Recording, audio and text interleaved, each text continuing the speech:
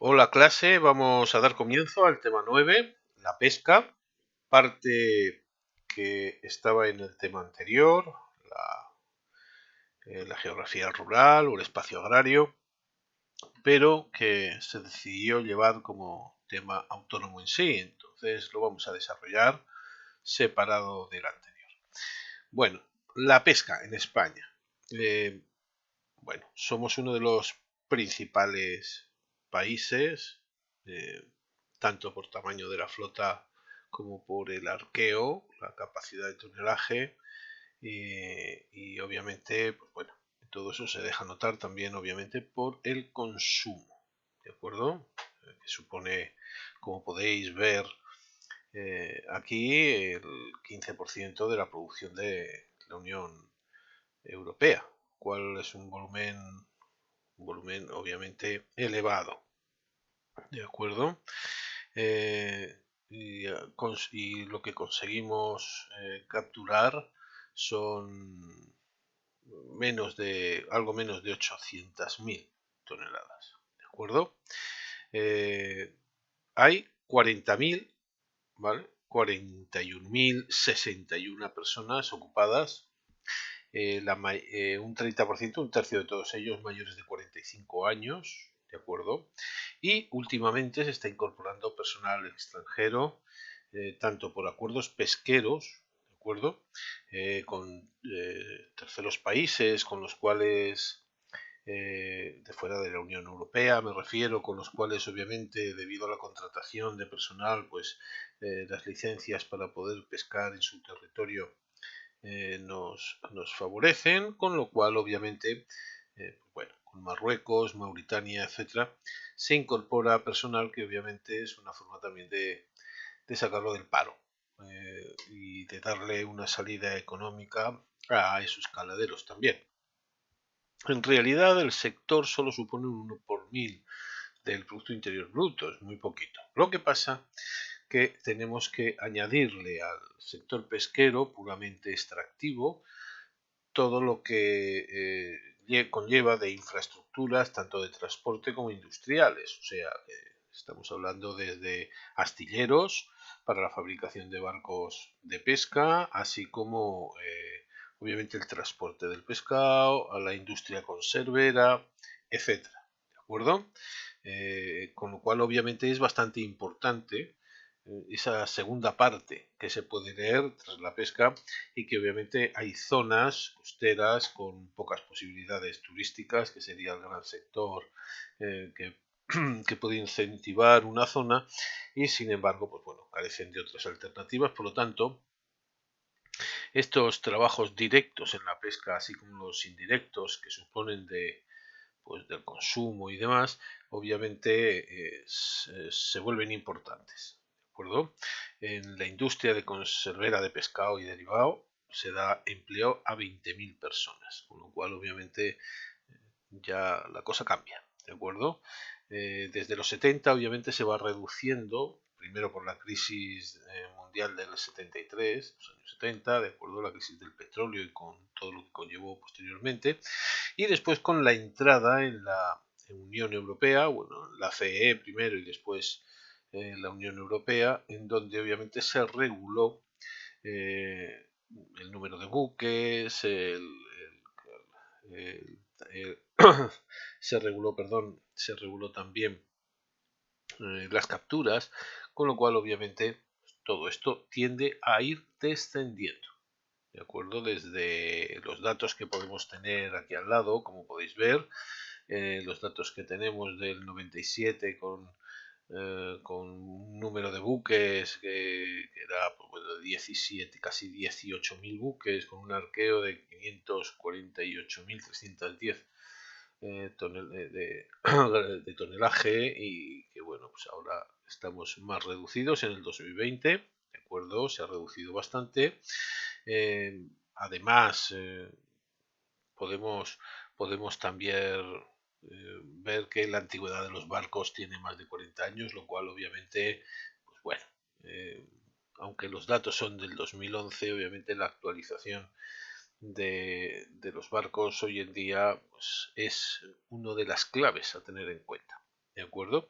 Si hacemos un poquito de historia con la pesca, pues veremos que desde el Imperio Romano la explotación era tanto para hacer el famoso garum, la salsa de pescado y conservas, que después, bueno, en la Edad Media fue más bien de subsistencia, después un poquito más adelante, en la Edad Moderna, incluso más allá, se va a capturar la ballena, se va a ir hasta Terranova, Islandia, Groenlandia, ¿de acuerdo? También para el consumo de la pesca del bacalao.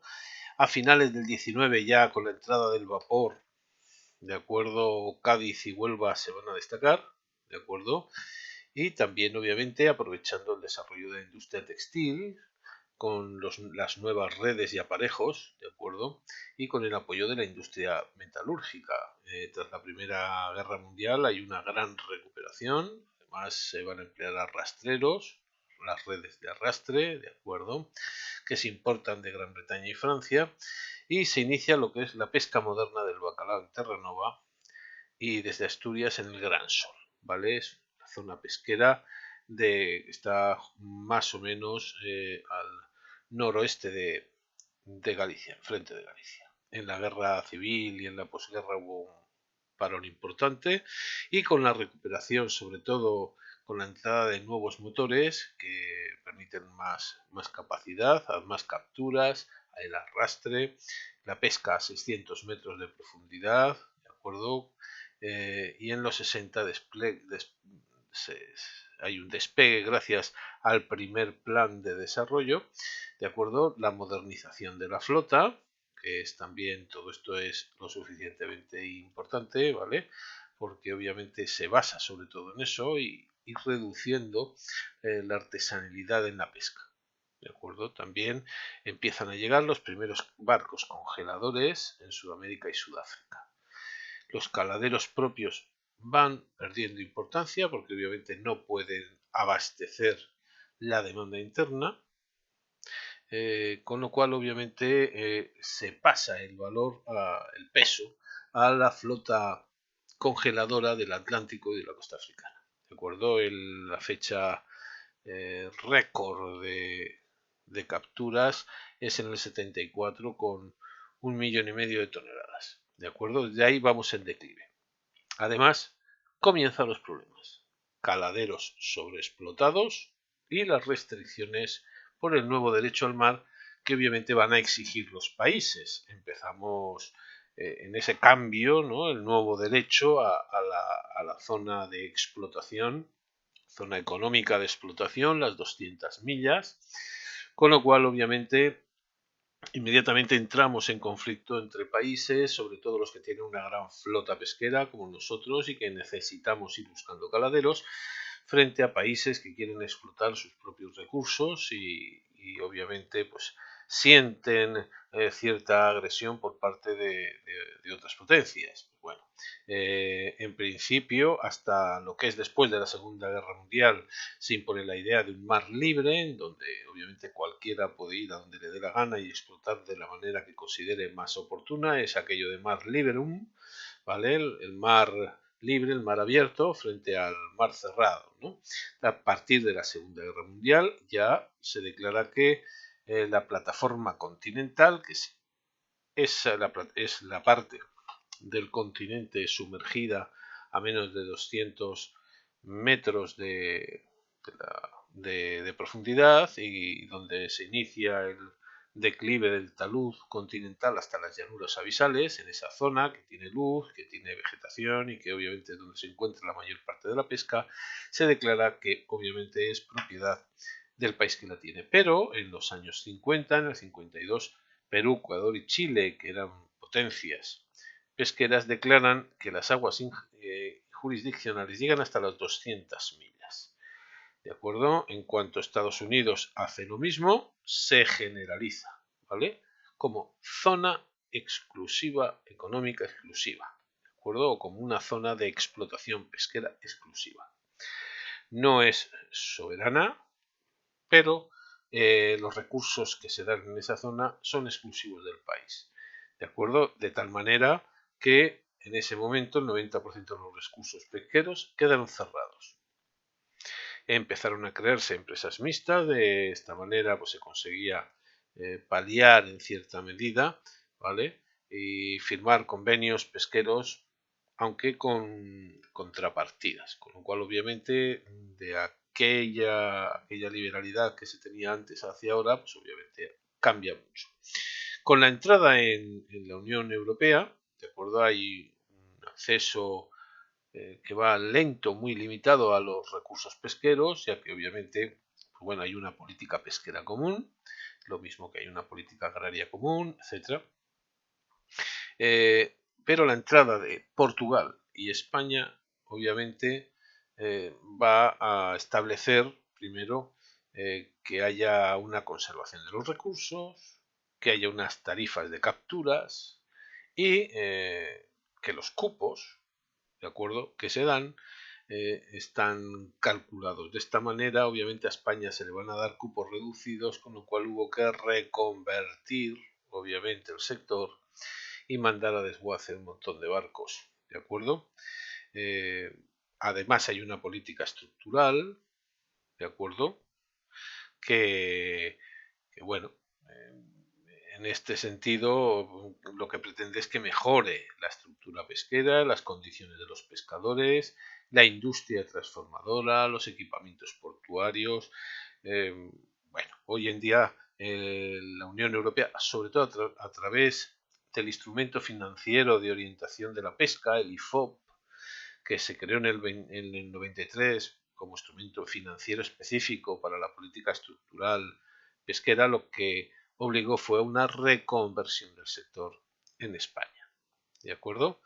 Entonces, pues bueno, simplemente es una actualización y sobre todo por la potencia pesquera de España y Portugal, el consumo por habitante, que obviamente, aunque es mayor en Portugal que en España, en su conjunto después por volumen de población, el consumo español es muy alto, lo cual obviamente, pues bueno, pese a tener eh, muy poca representación dentro de lo que es la población activa o el peso del sector en sí, después obviamente se eleva mucho por el consumo posterior. Pero bueno, con esto pasamos también a lo que se va a organizar, a la Organización Común de Mercados, ¿vale? Porque lo que se busca es que obviamente los pescadores tengan unas rentas equitativas y que obviamente los precios no se disparen, que sean precios razonables, que se acceda a caladeros de otros países mediante acuerdos pesqueros. Entonces, bueno, eh, España se va a lanzar, va a promover una política de subvención para construir 1000 barcos nuevos, reconvertirlos y reconvertir a otros 2000, ¿vale? Y entrar directamente en lo que se denominó la Europa Azul en el 96, de manera que obviamente se regule mucho lo que es la pesca, que los caladeros obviamente se protejan, que se negocie con terceros países. Además participó en crear empresas mixtas, ¿de acuerdo? Y pese a que los conflictos son frecuentes y hay que pensar simplemente que obviamente si se reducen los cupos a España, España compra pescado fuera, porque obviamente por sí sola no puede cubrir la demanda que hay, que es muy elevada, de tal manera que obviamente también le interesa a otras empresas vender aquí ese producto. Entonces, pues bueno, podemos recordar la guerra del Fletán que hubo con Canadá, que una vez que esquilmaron ellos sus propios recursos, intentaron ir más allá, y pese a que había acuerdos pesqueros, tuvo que ir la Armada allí para defender a los pescadores españoles, ¿de acuerdo? Disputas en el Golfo de Vizcaya, apresamientos en Marruecos, protestas del Frente Polisario en el Sáhara, eh, pues bueno, que llegaron a suspender los acuerdos con Marruecos, apresamientos recíprocos con Portugal, ¿no? Por intromisión en aguas. Bueno, todos estos problemas también existen obviamente porque nuestra flota pesquera es muy numerosa y sobre todo porque la interpretación de la zona económica son u obedecen también a interpretaciones locales, ¿de acuerdo?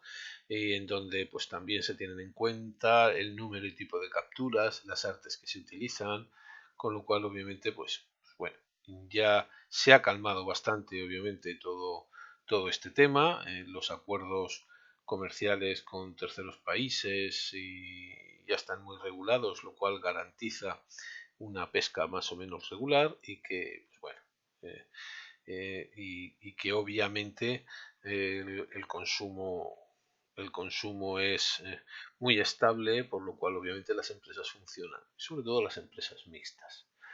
¿De acuerdo? Bueno, en cuanto a políticas pesqueras, obviamente desde que entramos en la Unión Europea, lo que se buscaba es, como siempre, garantizar el abastecimiento, precios asequibles, nivel de vida justo. ¿Qué se hace? Regular los caladeros, gestión de acuerdos pesqueros con otros países, regulación de precios, vaya, básicamente, ¿vale? Y las ayudas para la modernización de buques. Básicamente lo mismo que se realiza en cualquier otro sector, ¿de acuerdo? Hoy, desde el 2013, lo que se pretende es, obviamente, garantizar la producción de calidad y que sea variada, que sea una pesca sostenible, que se desarrolle en las regiones pesqueras, sobre todo para mantener la población y el empleo. Y obviamente se utiliza para ello el Fondo Europeo Marítimo y de Pesca, el FEM, para garantizar precisamente todo esto. Promoción, almacenamiento, competitividad de los productos, tecnificación, ¿de acuerdo? Y sobre todo la conservación medioambiental y las mejoras del nivel de vida. Y con esto terminamos la primera parte de esta explicación.